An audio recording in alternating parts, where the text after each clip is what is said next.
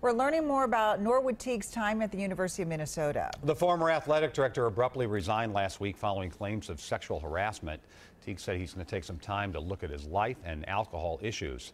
Here are the expense reports the university released. They show golf outings for more than $700 and dinners with 3 bottles of wine. There's travel to work functions and a $300 hotel room stay. Sometimes money was used to entertain donors. Other times, Teague used money to pay and entertain consultants. The university alcohol policy says liquor is allowed at certain times but cannot jeopardize the school's reputation or the welfare of the staff.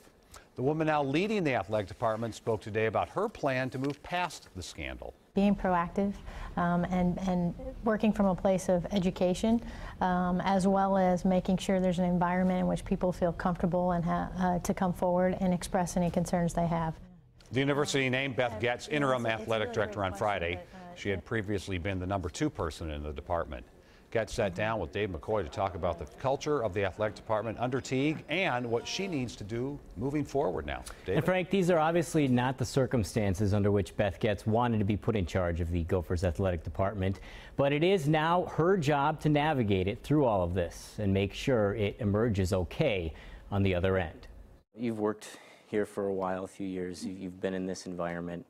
Is there a larger cultural issue in the athletic department about women and the way that they're treated, or now that Norwood's gone, is that problem taken care of? Yeah, I can tell you that I've never experienced, nor have I heard of others experience that would lead me to believe it's a bigger challenge.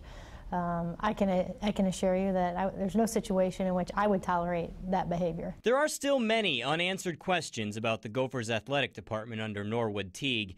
Most pressing, whether anyone else knew about Teague's behavior towards women and should have done something about it. The university announced an independent investigation yesterday that will look into that, among other things.